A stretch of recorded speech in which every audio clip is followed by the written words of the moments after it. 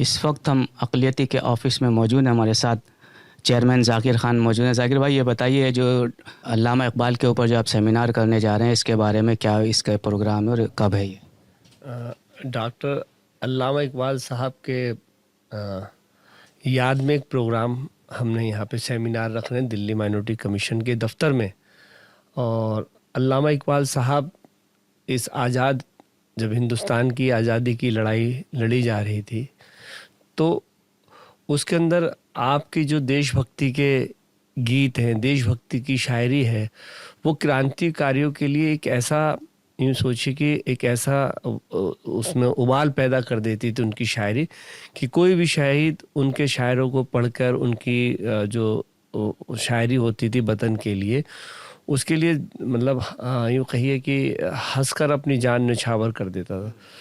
और आपका जो इंतकाल हुआ, देश की आज़ादी से पहले आपका इंतकाल हो गया था, तो उन्होंने इस देश को आज़ाद कराने के लिए, भारत को आज़ाद कराने के लिए, हिंदुस्तान को आज़ाद कराने के लिए अपनी शायरी से देशभक्ति की लौ जलाई थी।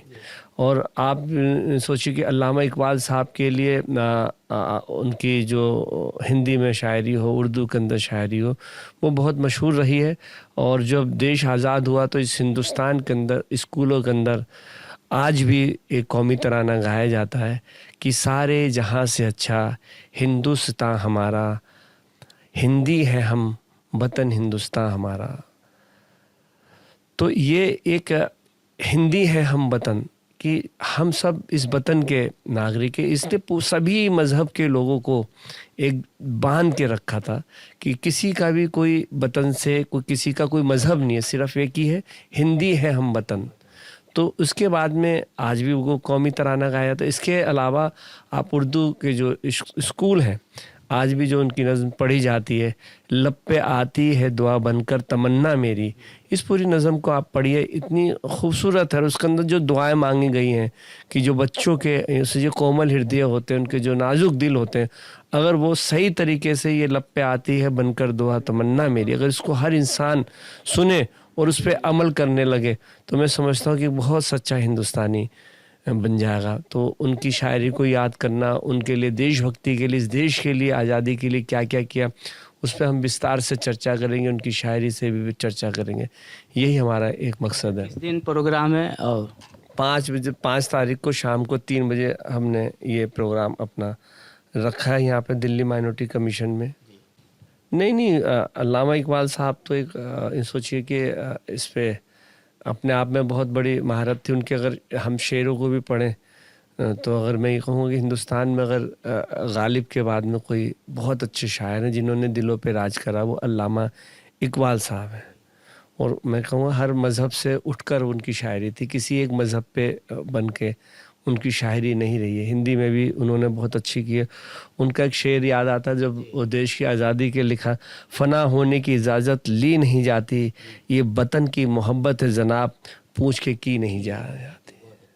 तो इस तरीके की उनकी शायरी में आप देखने को, ना जियो धर्म के नाम पर, ना मरो धर्म के नाम पर, इंसानियत ही धर्म है वतन का, बस जियो वतन के नाम। ये शायरी उनकी थी हिंदी में। उसमें तो आप ये इस तरीके की शायरी उस टाइम में अगर देश की आज़ादी के लिए उन्होंने लिखी है, तो मैं समझता हूँ कि हर किसी को उनको याद करना चाहिए, क्योंकि एक वो सच्चे देशभक्त भी थे और एक सच्चे क्रांतिकारी भी थे। तो हम उनको याद करेंगे और उनकी शायरी को याद करेंगे और उनकी देश की आज़ादी में क्या भूमिका रही उस पर भी हम चर्चा करेंगे। देखिए, ये थे चेयरमैन साहब, इन्होंने बहुत बात बताई है कि सारे जहाँ से अच्छा हिंदुस्तान हमारा, हिंदी है वतन है हिंदुस्तान हमारा। तो इन्होंने हिंदी के लिए, इसमें ऐसा नहीं है कि हिंदुस्तान में जो रहते हैं सब लोग हैं, हिंदू मुसलमान सिख ईसाई सब मिल बांट कर। और क्रांतिकारी जो थे, जो इनकलाब में उनकी शायरी थी, जो उसने एक रोल अदा किया इनकलाब में, जो उसमें मतवाले जो अपनी जान पे खेलते थे, उन पर एक राह मिलती थी उन्हें, इस बारे में उन्हें याद करना चाहिए और सबको याद कर रहे हैं और याद करते रहना चाहिए। इसी तरह यहाँ पे माइनॉरिटी कमीशन के ऑफिस में 5 तारीख को उनका एक प्रोग्राम रखा जाएगा, क्या आज़ादी में उनकी खिदमत रही, और उनकी शायरी के हवाले से याद करेंगे। दिल्ली से एम रमेश। जो अब तक न खोला वो पानी खून नहीं पानी है, जो अब तक न खोला वो खून नहीं पानी है, जो देश के काम न आए वो बेकार जवानी है।